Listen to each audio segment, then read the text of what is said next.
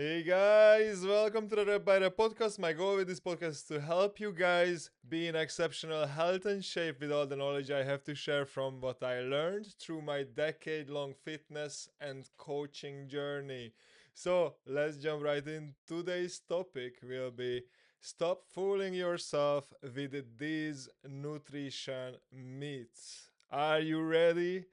Get your tea and coffee, lock in, get yourself in comfortable position or get ready for a walk, even better, and let's jump right in. I will talk about 5 things today. So, again, stop fooling yourself with these nutrition myths. First, before I actually mention that, let me tell you, all of these will be quite controversial ones. If you think I'm wrong, please comment it below. Comment your opinion below and boost the engagement with it. Thank you so much. Or press the dislike button, whichever you want. Please do it. So let's jump in now. Carbs are bad for you. So, where is it coming from? So, most people, when they start dieting, the first thing they think of cutting carbs, which is not 100% wrong. Um, but what people do is cutting all of them. And if your diet's 50% was carbohydrates and now you cut all of them, now you're 50% down with your calorie intake, and you are going to die. No, you're not gonna die, but you're gonna have a hard time maintain that diet. So it's not always optimal. If something is unsustainable and you try to stick to it, they're just going to end you up in a really, really bad mood, to say the least. So carbs are not bad. They are your main fuel source for exercise.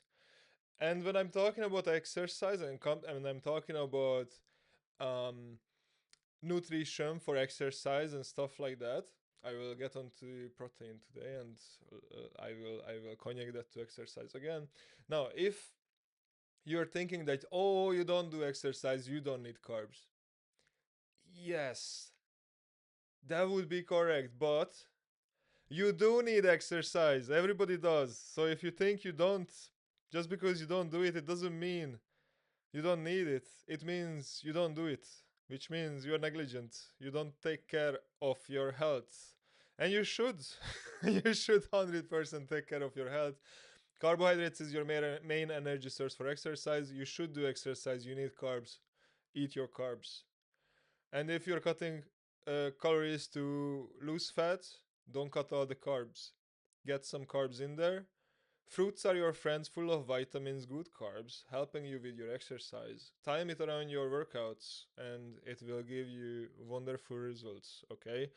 If you don't eat enough carbs for your workouts before and after, your performance will drop. Maybe not on the first session, but on the fifth session, maybe. You will just be so depleted. Your training performance will be shit enough that you will not have any results from your training. So it's not something you want to play with. You want to play with carbs. You want to use them. You want to use them for performance, okay? Now, next on. You don't need that much protein. I heard it so many times, guys. Like, if you look up the FDA or whichever health organization, the WFA, or whichever, you will see that if you are sedentary and you don't do exercise, you need zero point 0.8 gram protein per kilogram body weight. Which on its own, yes, if you don't do exercise, yes, that much is enough.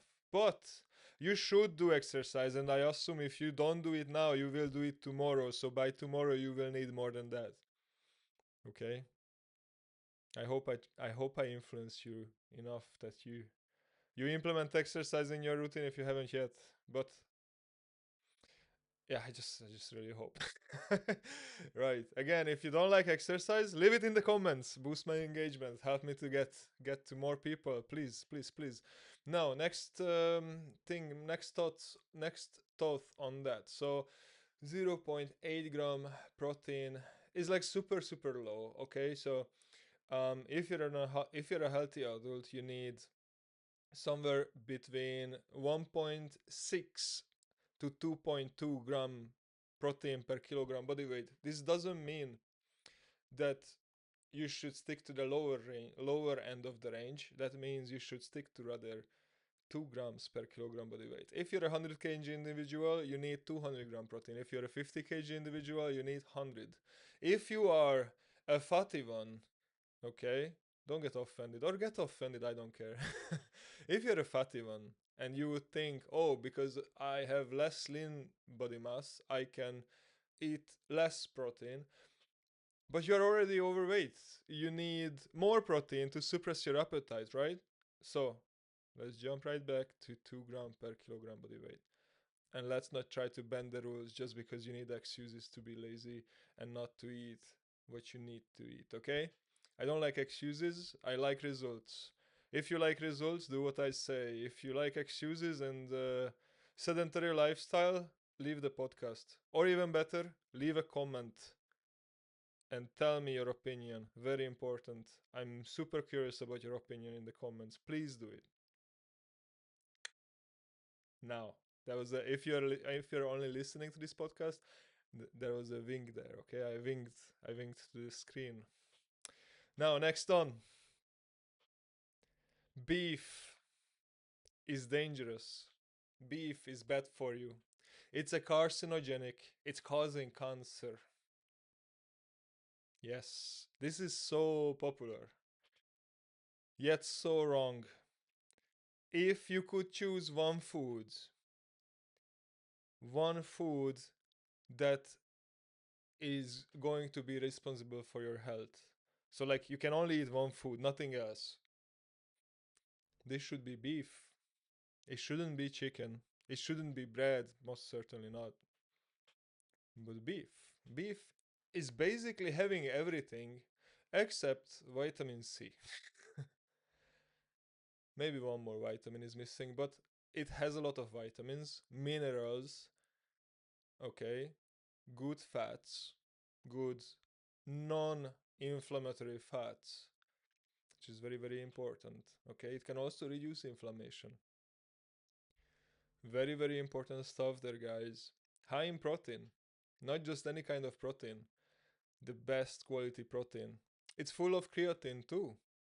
If you follow news on nutrition recently and supplements, um, creatine had a bad rep for many many years, but that's been debunked. And most recently, creatine is being hyped for brain power. It can help you with your brain function. So I'm not sure about that. I'm not sure how much that's true, but things are switching around on the topic. And beef is not there yet. Beef is still having a bad rep. Now, if you are thinking about beef as burgers from the McDonald's, yes, for sure it's carcinogenic. It is. But you are not supposed to eat that kind of crap.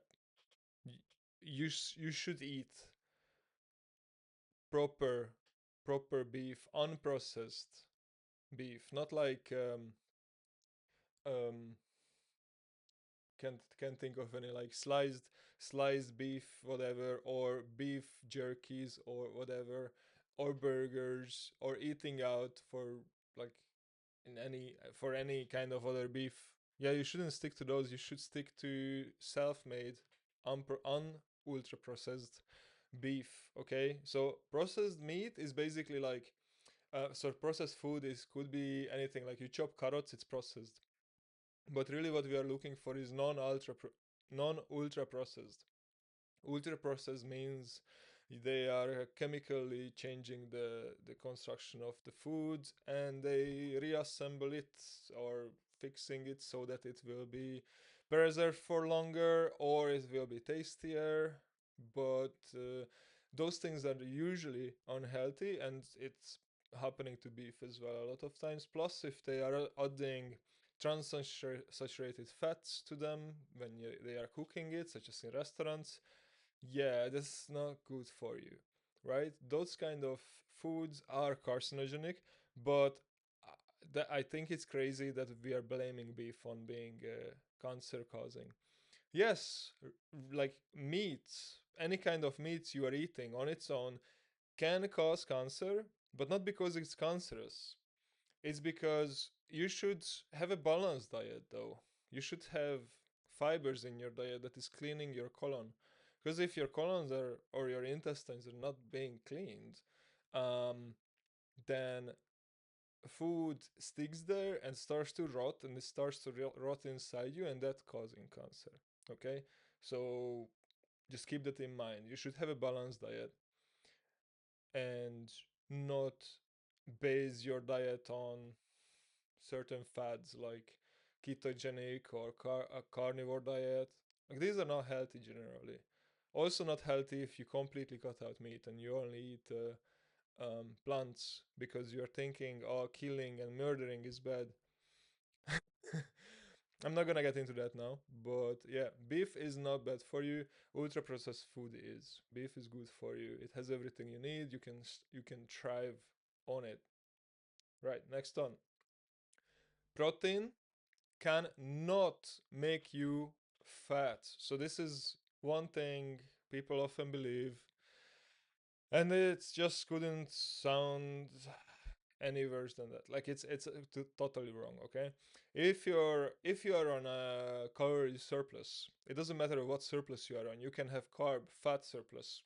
Like I mean, let's say you eat only protein or only carb or only fat. It doesn't matter which one you choose. If you are eating more calories than you need, you will gain weight. Now, depends on your training stimulation and all that, and your um, macro composition, what ratio you will gain what, right? So if you have enough protein, you will gain muscle. So surplus can be used to gain muscle, which is good for you. But you can also, if you're not having enough training or you just eating way too much, let's say you need 2000 calories and you're eating 4000 calories, for sure some of that gains will be in fat form. And yes, even if you're eating protein mostly, you can still gain fat from protein. Even if you're only eating protein, you can still gain fat. The process of turning protein into fat, body fat, is different. It's a different pathway, but your body is 100% capable of it. Your body doesn't care what you're eating. It cares about surplus or not surplus, okay? If you're in a greater surplus than you should, you're gonna gain fat, and yes, protein can turn into fat. I'm not going to get into the scientific side of it because people would leave the video. But if you want to talk about that, leave that in the comments or just DM me and I will share with you whatever you need to know about that if you want to know. Last topic. I will burn your brains out with this. I hope you will be able to sleep after this.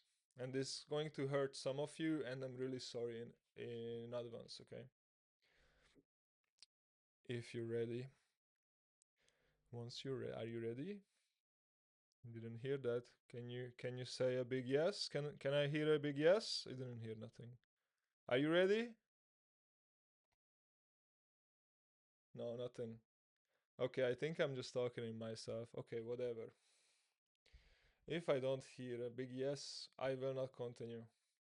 No, I know I'm not live. It's a video, okay? I just try to make like something funny here, okay? No, let's jump in. Diet drinks are better than sugary ones. And yes, we are talking about myths now. I'm talking against this statement. Diet drinks are better than sugary ones. Many people thinks this. And let me tell you, both of them are shit. Diet drinks with artificial sweeteners and drinking like sugary Coke, Fanta, whatever.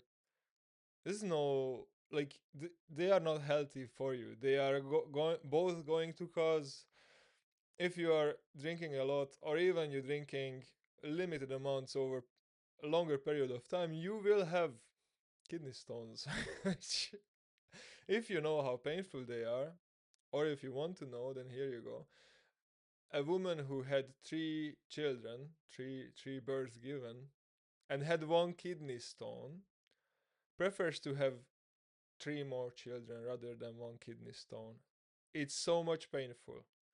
If you're a guy, I I know you understand what I'm talking about. If you're a woman also.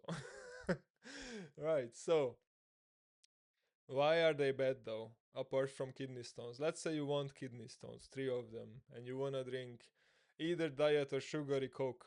Which one should you? Let's see. Sugary sugary drinks will give you energy. It's carbs, okay? Fast acting, fast absorbing carbs. Good for training. Let's say you want to be in a deficit, you want to cut sugar, you go for diet. Okay, what diet drinks causing is this. So artificial sweeteners are directly reducing your insulin sensitivity. And that means your body will be really shit at transporting nutrients. And that means after you ruin your insulin sensitivity, whatever else you're eating after will more likely to be turned into fat. There was a study with mice, twin mice, same DNA. Okay, they do testing like this. Like they get twin mice, and they get them to do different things and see how they react. So they did this. They were feeding sugars to one, artificial sweeteners to the other. No, actually, sorry, it's even better. Um, yeah, no. It was like this. I'm not sure if their calorie intake was the same, but for sure the artificial sweetener one was either the same amount of calories or less calories. This I'm not sure of. I'm sorry about that. But you get the point. It doesn't make much difference. So if they were eating the same amount of calories, but one of them had artificial sweetener or less calories and artificial sweetener, what do you think would happen? What do you think did happen? Which mice maintained the weight and which mice got fat? So the answer is the diet drink or diet food artificial sweetener consuming mice got fatter. They both were on a surplus actually. Yeah, they both gained some fat, but only the artificial sweetener consuming one got significantly more fat. And this was a research just to prove that artificial sweetener are better for diet. But it turns out even the mice that was eating less calories because of artificial sweetener was included in its diet, still it gained more fat. So how do you explain it? That's how. The insulin sensitivity of the mouse was um, disrupted. So that's what caused this issue. So if you ask me, should you drink artificial sweetener rather than sugary ones? No. If you ask me, should you rather drink sugary ones? No. No, you shouldn't. Yeah, unless again you want kidney stones, go for it. Good luck. No, this was all the things I meant to talk about. These were all the five things. And if you have any doubts on any of them, please leave a comment. If you have any idea what could I make my podcast about in the next video, or um, what else could I include in my podcast, please let me know in the comments again. And I wish you have a very, very nice day. And please don't forget to spread the words about this podcast, and also share it and share with your friends who you think would be benefiting from this kind of knowledge. And see you in the next one. Bye. Ciao. Bye. Bye. Bye. Bye. Bye. Bye. Bye.